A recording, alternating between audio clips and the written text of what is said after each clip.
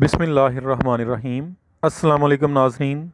आज की इस वीडियो में हम लेबर डे के हवाले से डिस्कस करेंगे। जैसा कि आप जानते हैं, यकम मई 1 मई पूरी दुनिया में पाकिस्तान समेत यौम मज़दूर मनाया जाता है, जिसका आगाज़ अमेरिका में 1880 में हुआ था। इसमें लेबर मूवमेंट का जो उनके मुतालबात थे, उनमें सबसे पहली बात ये थी कि मज़दूर को उसके जायज़ हकूक़ फ़राहम किए जाएँ। इसके साथ साथ मज़दूर का काम करने का जो दौरानिया है उसे 8 घंटों तक महदूद किया जाए, ताकि एक मज़दूर भी अपनी ज़िंदगी में एक तवाज़न लेके आ सके।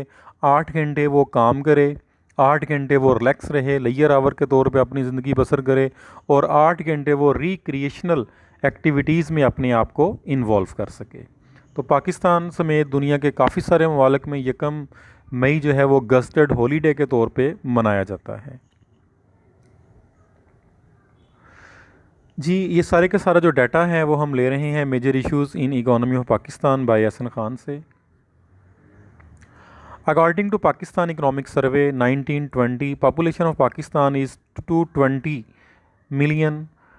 Total labor force is 68.7 million, out of which 64.4 million are employed and remaining 4.3 million is unemployed।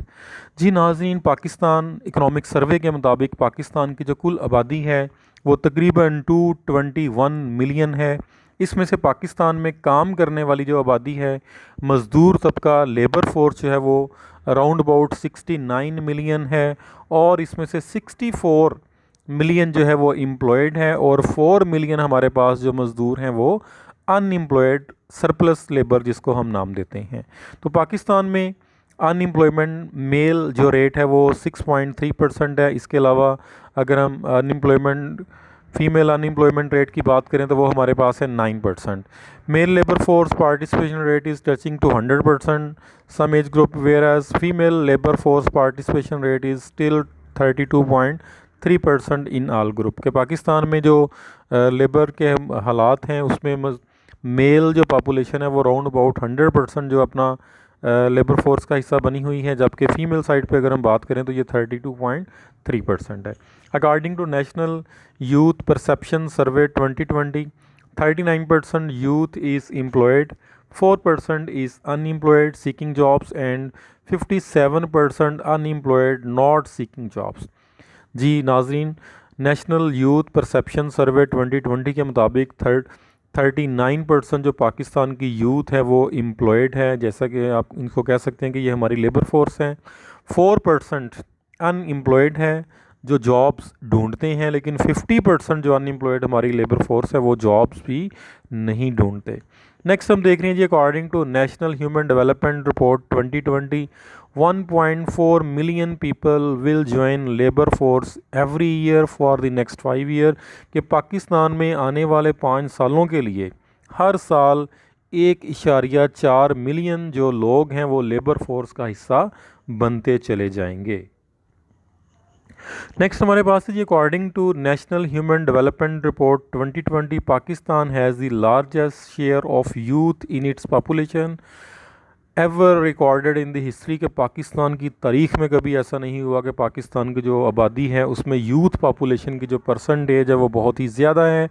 64% population is under the age of 30 years and 20% is between 15 to 29 years. तो ये सारे के सारे जो अदाद-ओ-शुमार है, स्टैटिस्टिकल डाटा है, वो हमें ये आगाही फराहम कर रहा है कि पाकिस्तान जो है वो दुनिया की उन कंट्रीज़ में से है कि जहाँ पे यूथ पॉपुलेशन की जो परसेंटेज है वो बहुत ही ज़्यादा है। और नाज़रीन, आपको पता है कि यूथ पॉपुलेशन किसी भी इकोनॉमी में, किसी भी मुल्क की डेवलपमेंट में अपना बहुत ही इम्पोर्टेंट रोल प्ले करते हैं। Pakistan is one of the youngest countries in the world and second youngest in the South Asian after Afghanistan.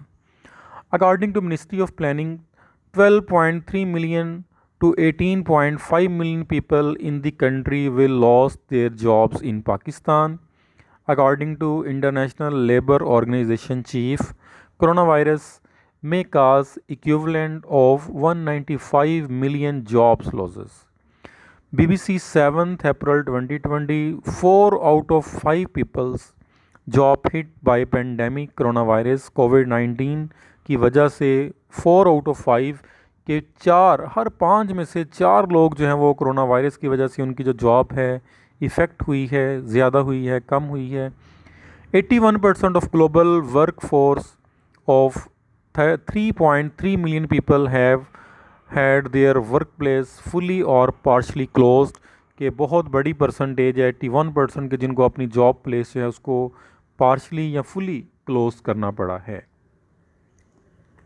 जी एक और सर्वे ये आपके सामने है पाकिस्तान की। अगर हम बात करें लेबर फोर्स की बात करें जो कि किसी भी इकोनॉमिक डेवलपमेंट के लिए, किसी भी मुल्क की डेवलपमेंट के लिए बहुत ज़्यादा ज़रूरी होती है, तो इसमें पाकिस्तान जो है वो नंबर 9 पे है। तो ये नाज़रीन यहाँ पे आपको इस चीज़ का ख्याल करना चाहिए कि पाकिस्तान दुनिया में आबादी के लिहाज से 5वां बड़ा मुल्क है। ब्राज़ील, इंडोनेशिया, ये ब्राज़ील अब पाकिस्तान के बाद आ चुका है। इंडोनेशिया, यूनाइटेड स्टेट्स, इंडिया और चाइना, ये 4 ममालिक हैं कि जो पाकिस्तान से आगे हैं आबादी के लिहाज से। पाकिस्तान दुनिया में 5वें नंबर पे आ चुका है, लेकिन लेबर फोर्स वाइज अगर हम बात करें तो पाकिस्तान नंबर 9 पे है। तो यहाँ पे ये बात काबिल गौर है, ब्राज़ील, रशिया, बांग्लादेश, जापान, ये वो कंट्रीज़ हैं कि जिनकी पॉपुलेशन पाकिस्तान से कम है लेकिन इनकी लेबर फोर्स पाकिस्तान से ज़्यादा है। जी नाजरीन, ये बहुत इंपॉर्टेंट स्लाइड अभी आपके सामने है कि जिसमें हम बात कर रहे हैं हज़रत मोहम्मद सल्लल्लाहु अलैहि वसल्लम ने आज से 1442 साल पहले मज़दूर का जो मकाम व मर्तबा है, उसके जो रूल रेगुलेशंस हैं, आज जिनको हम ये रेफरेंस कोड करते हैं कि यूरोप में ऐसा हो गया है, अमेरिका में ऐसा हो गया है, मगरब में ऐसा हो गया है, लेकिन सबसे बढ़ के मज़हब इस्लाम ने लेबर को बहुत इज़्ज़त की निगाह से देखा है। मेहनत की अज़मत को बहुत बेहतरीन अंदाज में यहाँ पे बयान किया गया है इस्लाम में। और मज़दूर को अल्लाह का दोस्त कहा गया है।